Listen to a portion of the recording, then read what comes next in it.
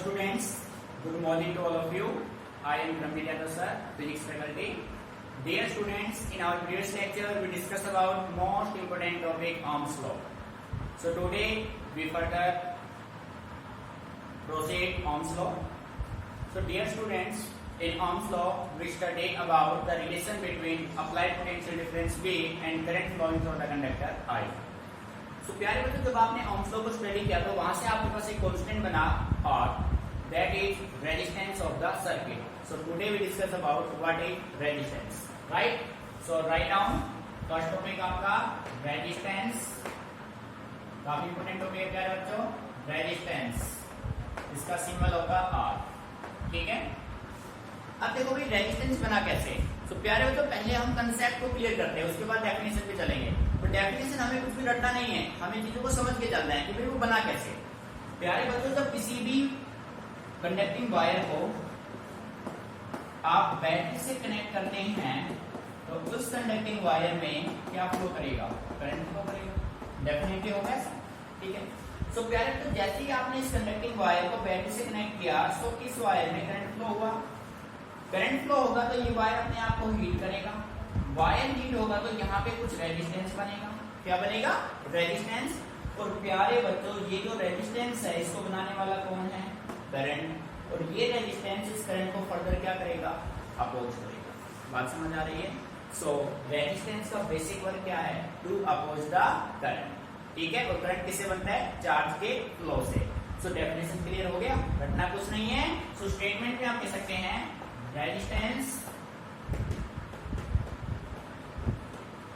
resistance may be defined as the property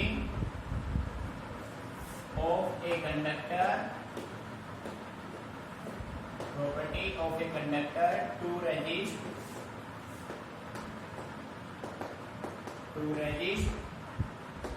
the flow of charge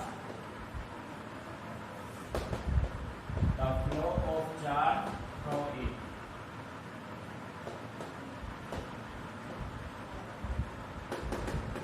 ठीक है प्यारे बच्चों, किसी वायर में से जो करंट फ्लो करेगा ना, उस करंट को आगे जाने से कौन रोक रहा है? उसको कौन अपोज कर रहा है? रेजिस्टेंस. मीनिंग है जिससे के लिए. सो रेजिस्टेंस का बेसिक वर्क क्या है? रेजिस्ट करना, अपोज करना. ठीक है. किसको अपोज करेगा? फ्लो ऑफ करंट को. सो ये आपका हो गया डेफिनेशन. और बेटे ओम्स लॉ से अगर हम बात करें तो हम ये कह सकते हैं, ये तो हो गया इसका थ्योरेटिकल डेफिनेशन. इसका सेकंड डेफिनेशन अगर आप बनाना चाहे तो आप ये कह सकते हैं, according to Ohm's law,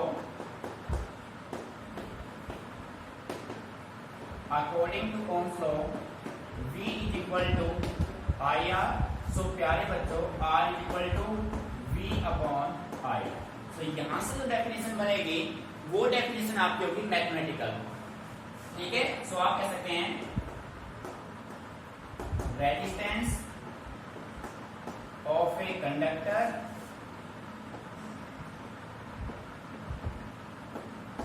is the ratio of applied potential difference V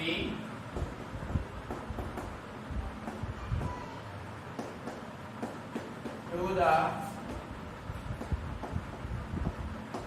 the current I flow through the conductor.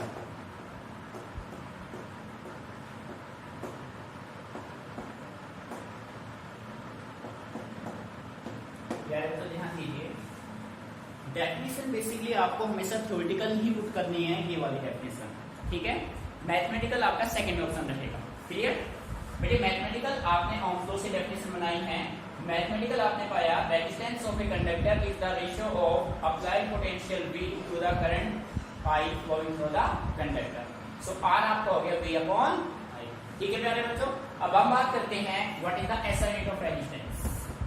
सो प्यारे बच्चों, रेजिस्टेंस का SI यूनिट काफी इंपोर्टेंट है. इसका SI यूनिट होता है ओम और इसका सिंबल होता है ओमेगा. ये इसका हो गया सिंबल. यानी कि जिस भी मैथमेटिकल न्यूमेरिकल फैक्टर के बाद ये सिंबल आपको दिखाई दे, इट मीन्स वो किसको रिप्रेजेंट कर रहा है?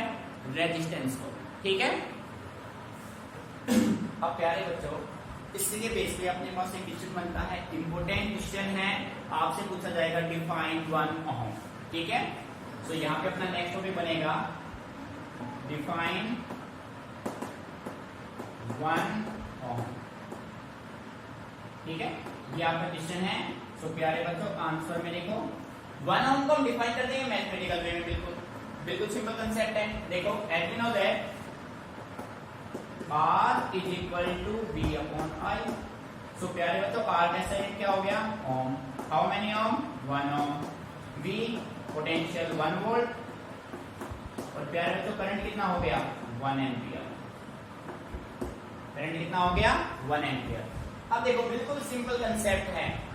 द रेजिस्टेंस ऑफ ए, बेटी समझना है, रटना नहीं है।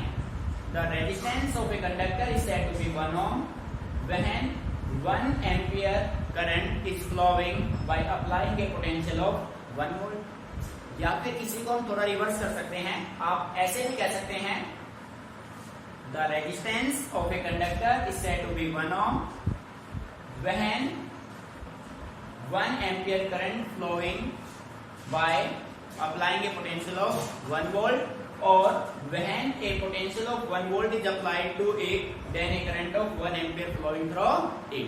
ठीक है, तो कैसे भी इस डेफिनेशन को आप यूज कर सकते हैं। तो यहाँ पे हम इसका स्टेटमेंट दे रहे हैं भाई, the resistance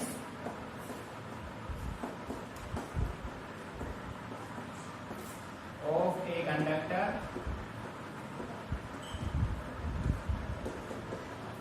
is said to be 1 ohm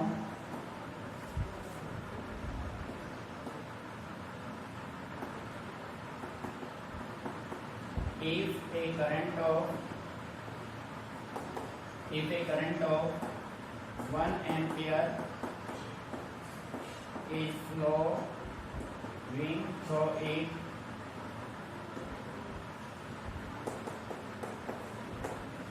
by applying a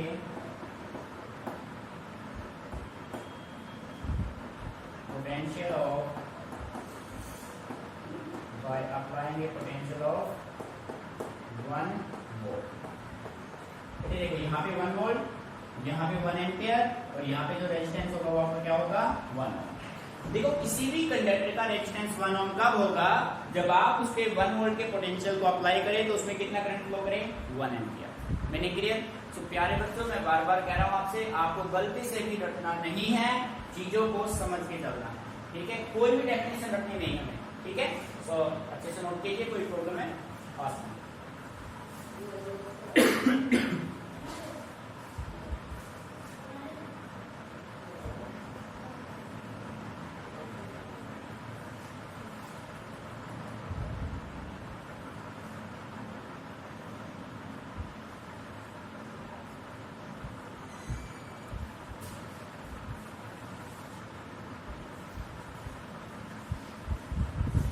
प्यारे बच्चों, कॉपी हो गया होगा, अब कर लेते हैं इसको। ठीक है, पेन स्टॉप कीजिए, कंप्लीट फोकस ऑन बोर्ड। ये जो नेक्स्ट टॉपिक हम करने जा रहे हैं ना, काफी इंपोर्टेंट टॉपिक है। ठीक है, our next topic is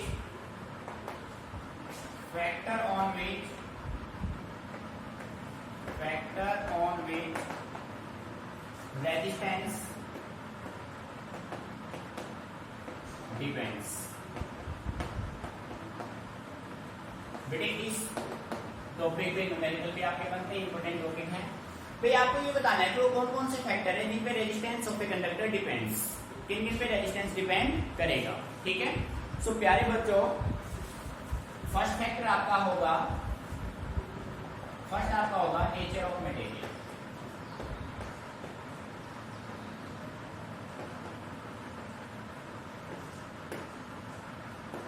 first आपका होगा नेचर ऑफ मटेरियल। बेटी नेचर ऑफ मटेरियल मीन्स क्या है? आपका जो भी वायर है वो किसका बना हुआ है भाई? प्योर कंडक्टर है, इंसुलेटर है, सेमीकंडक्टर, उस पर डिपेंड करेगा। ठीक है, सेकंड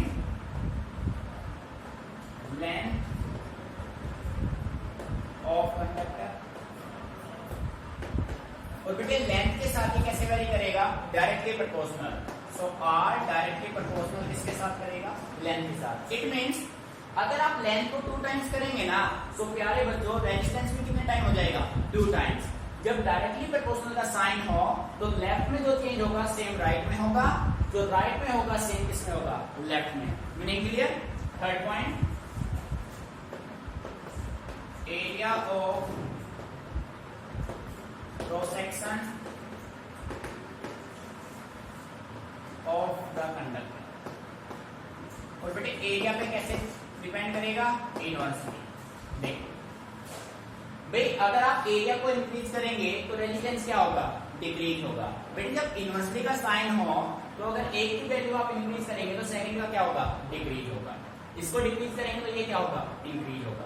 क्लियर। फोर्थ वन आपका होगा टेम्परेचर। किस पे डिपेंड करेगा भाई, टेम्परेचर। बेटे अगर आप टेम्परेचर को इंक्रीज करेंगे ना, इंक्रीज का साइन है, सो रेजिस्टेंस भी क्या होगा, इंक्रीज। मीनिंग समझ में आ रहा है।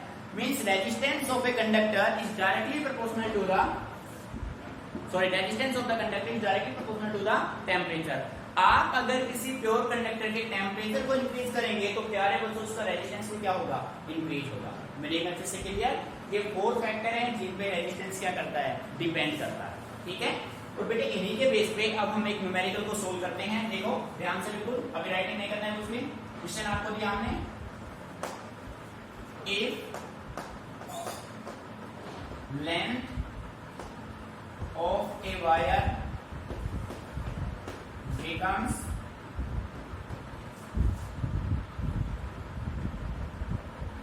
two times then and area is half। बेटे हाफ को क्या लिखा जाएगा, हाफ, HLPD, हाफ को। ठीक है, ध्यान रखना इसका मीनिंग क्या है, half. And area is half, then what will be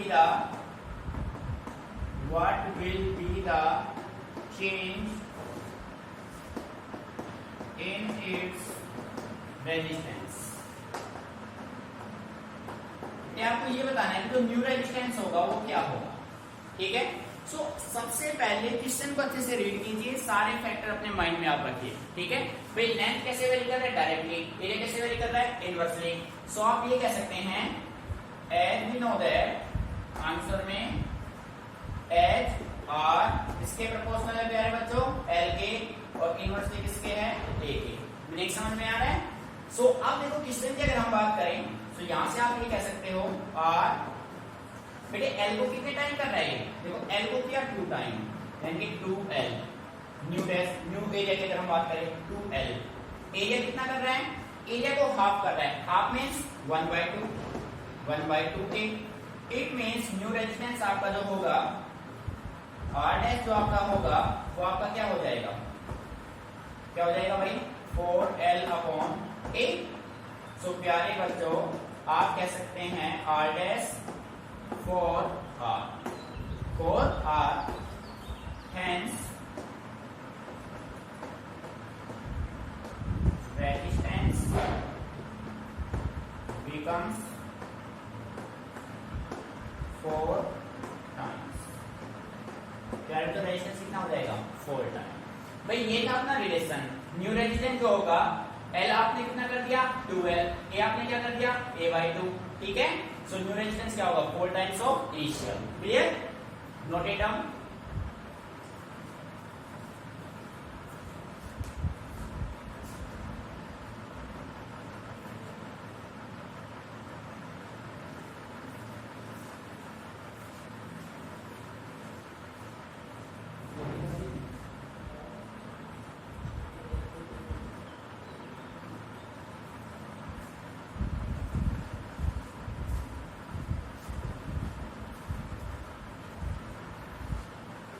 सो प्यारे बच्चों कॉपी हो गया होगा, यहाँ पे एक न्यूमेरिकल नोट कर देते हैं।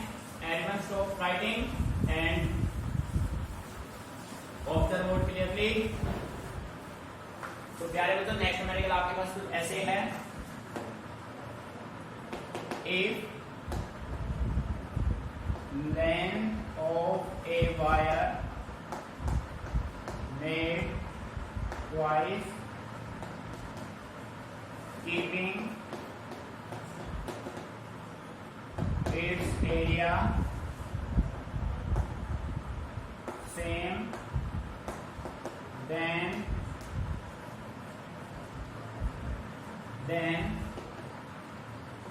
what will be the change in its resistance। देखो न्यूमेरिकल ध्यान से पढ़ो। ये कह रहा है लेंथ ऑफ ए वायर, आपके पास कोई एक वायर है, इस वायर का लेंथ को आपने क्या रखा, आपने इसको ट्वाइस कर दिया, दो गुना कर दिया, ठीक है। बट एरिया को आपने क्या रखा, एरिया को आपने सेम रखा, एरिया को चेंज आपने नहीं किया, तो न्यू रेजिस्टेंस आपका क्या होगा उसकी हम बात करते हैं।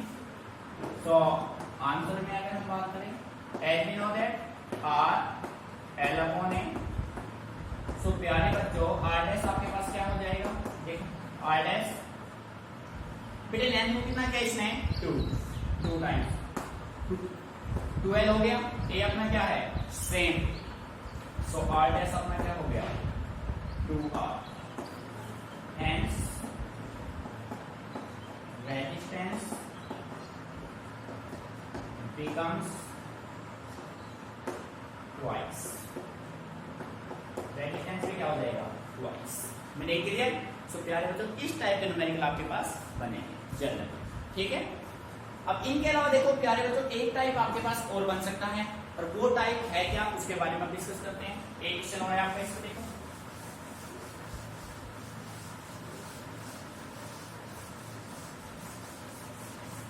भाई एक क्वेश्चन आपका ये होगा, बेटे न्यूमेरिकल को फेल में करना है सभी को, अच्छे से ऑब्जर्व करना है इनको, ठीक है। देखो एक क्वेश्चन आपका ये है कि length of a wire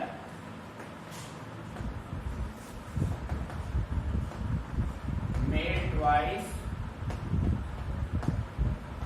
and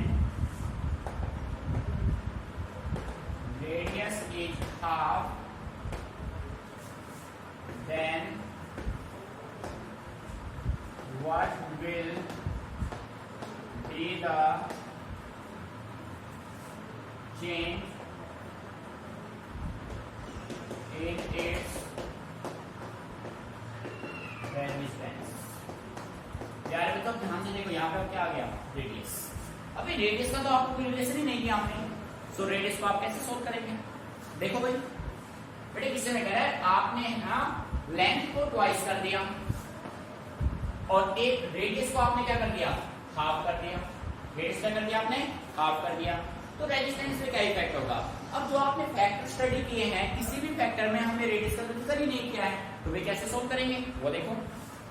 L solve देखो भाई, लेंथ को आपने एल डैश कितना हो गया 12, रेडियस न्यू रेडियस अपने पास जो रेडियस है एल डैश 12 हो गया, रेडियस आपका क्या हो गया हाफ r/2 हो गया। अब बेटी जैसा कि आप जानते हैं ना एरिया आपका क्या होता है पाई आर स्क्वायर, यही होता है ना भाई पाई आर स्क्वायर। सो ए की वैल्यू आप यहां से निकाल लेंगे, सो एरिया आपका क्या हो गया, सो एरिया यहां से क्या हो जाएगा पाई आर स्क्वायर बाय क्या हो जाएगा 4, मींस आपका जो एरिया होगा ना न्यू एरिया एरिया जो होगा वो ए बाय क्या होगा 4। यार ये बात समझ आ रही है, जो न्यू एरिया होगा वो आपका ए बाय क्या होगा 4, पाई कांस्टेंट है इसका कोई रोल नहीं होगा, clear. So R dash L की वैल्यू क्या कह रहे बच्चों 2l अपॉन ए की वैल्यू क्या है a/4 मल्टीप्लाई में गया, so r dash equal to 8r, hence resistance becomes 8 times। बेटे ऐसे भी सब बन सकते हैं, ठीक है। सो अच्छे से ऑब्जर्व कीजिए इसको।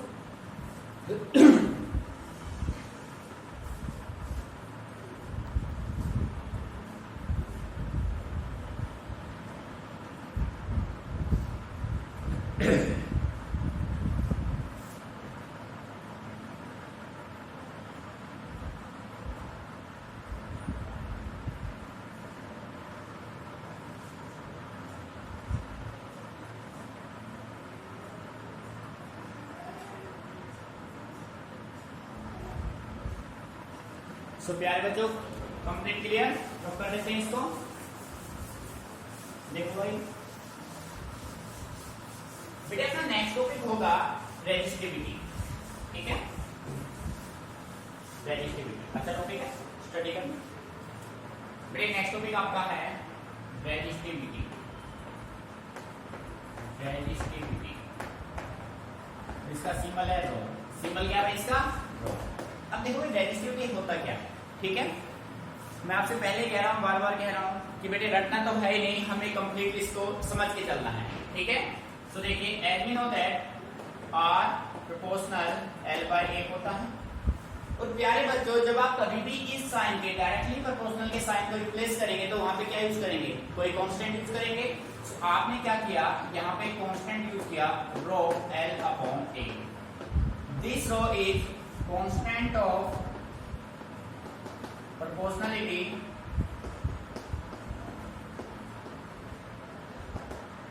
and is called resistivity। बेटे ये जो कांस्टेंट, ये जो आपने वर्ड यूज किया है ना इस साइन को रिप्लेस करके, ये कांस्टेंट ऑफ प्रोपोर्शनलिटी है। इसका नाम क्या है? इसका नाम है रेजिस्टिविटी। ठीक है, तो यहां से आपको डेफिनेशन किसकी चाहिए?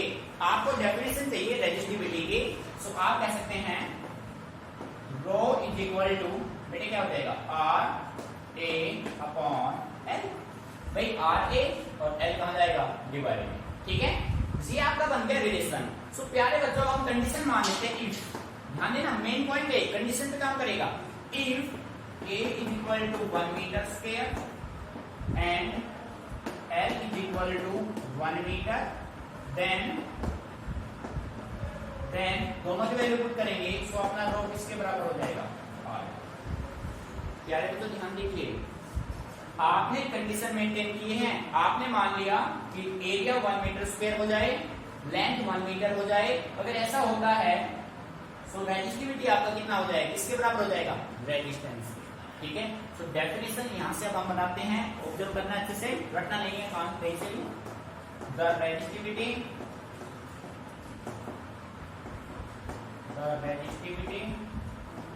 Of a conductor is equal to its resistance if it has unit area and unit length। देखो प्यारे बच्चों, भाई मेन ये है, यूनिट का मतलब क्या है? यूनिट एरिया, यूनिट क्या हो? लेंथ हो। बेटे यूनिट का मतलब होता है 1।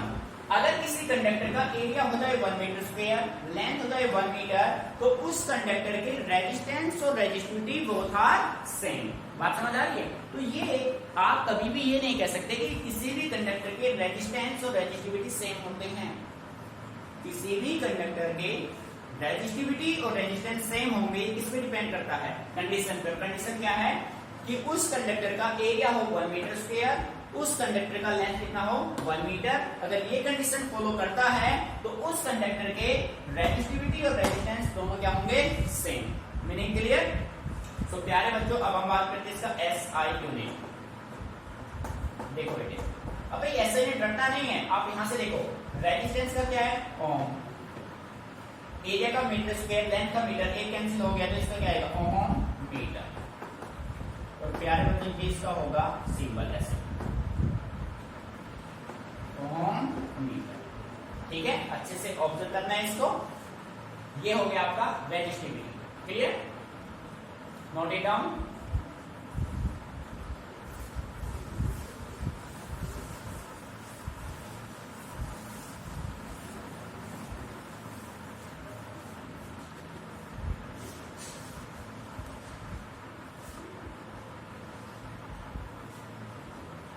बच्चे समझ के चलना है, कहीं से कोई डेफिनेट रट्टा पिकेट नहीं करना है। चीजों को समझ के चलो, फिजिक्स बिल्कुल ही हो जाएगा।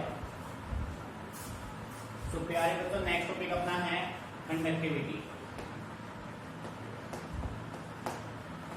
कंडक्टिविटी बेटे इसमें सिंबल होता है सिग्मा, सिग्मा से इसको रिप्रेजेंट करते हैं, 6 नहीं है, इसको बोलते हैं सिग्मा, ठीक है। So conduct, focus on board, stop pen. Conductivity sigma क्या होता है? The reciprocal of resistivity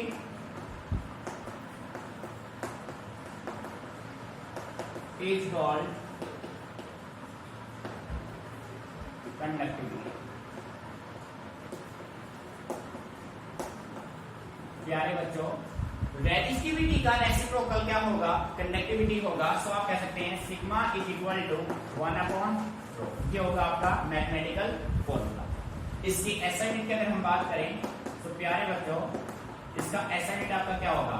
Om inverse metre inverse.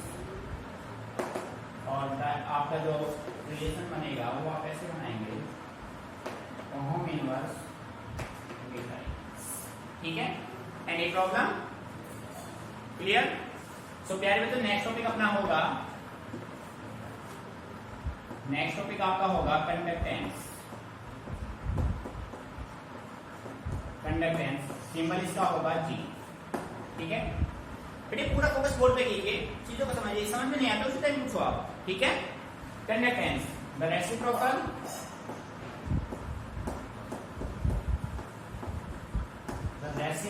of resistance is called conductance. प्यारे बच्चों, जी आपका रेसिप्रोकल किसका होगा? रेजिस्टेंस का। ये फॉर्मूला बन गया, रिजल्ट बन गया आपका। इसका एसआई यूनिट क्या होगा? तो प्यारे बच्चों, इसका एसआई यूनिट होगा ओम इनवर्स। सिंबल आपका ये होगा, ठीक है। सो बेटे ये डेफिनेशन अच्छे से ऑब्जर्व कीजिए, फिर पे करते हैं न्यूमेरिकल्स। अभी रेजिस्टिविटी के बारे में भी एक फैक्ट और लिखवाना बाकी है, ठीक है। यहाँ पे एक फैक्ट हम लिखेंगे रेजिस्टिविटी के बारे में, यहाँ तक आप नोट कीजिए।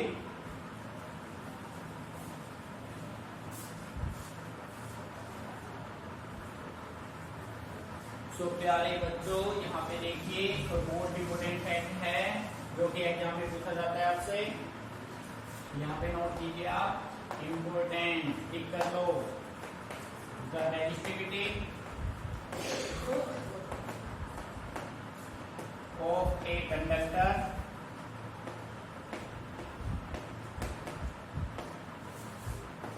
does not depends on the length and the area of cross section of the conductor। ये मेन पॉइंट है, ये डज नॉट में ही ध्यान रखना। देखो रेजिस्टेंस रेजिस्टिविटी इक्वल है, बट वो कंडीशन पे है, एक्चुअलिटी में वो इक्वल नहीं होते हैं।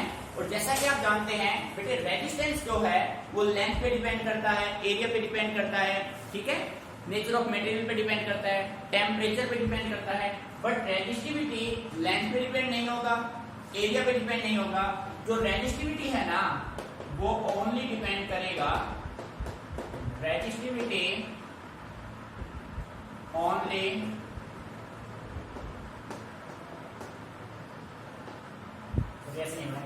resistivity depends on nature of material